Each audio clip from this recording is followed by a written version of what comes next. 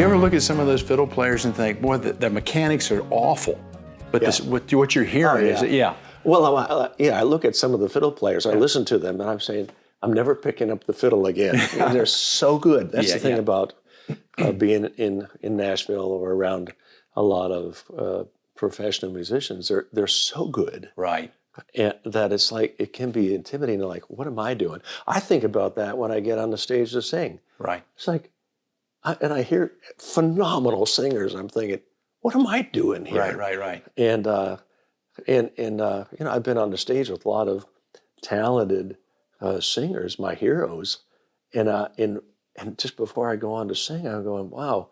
In one ear, I hear, you better dial it up, Don Moen, because Don Moen is not enough. Right. And then in the other ear, that's, I think, the Holy Spirit saying, you be yourself. There you go. And that's the one thing that finally got me over being so intimidated, because I can't do what these other singers can do, but guess what? They can't do what I do. There you go. So there's when I teach people, I just say, if you forget everything I said to you, be yourself. This comes if you're a pastor, if you're a worship leader, if you're a businessman, if you're that's great advice. Attorney, anything.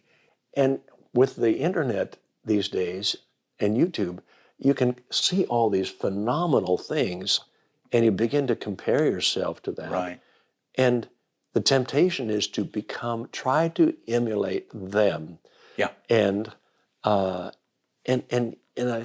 in my field, which is leading music and worship leading, man, you got so many great things you can look at, but some of the churches I go to, everybody's kind of dressed the same as the YouTube video. They're looking the same, they're doing the same, and it's like, wait a minute, this is not going to translate to your church. Interesting. Your church may be 200 people, so you got to look at your audience. You got to know who your audience is, and it's like, man. But one of the most important things is to be yourself. God will never anoint who you want to be. He anoints who you are. How about that? You start there. Yeah, if that's you can great become advice. Comfortable in your own skin, I don't care what you're doing, in any profession. Right. But that's authenticity, and that's what's going to connect with people. Right.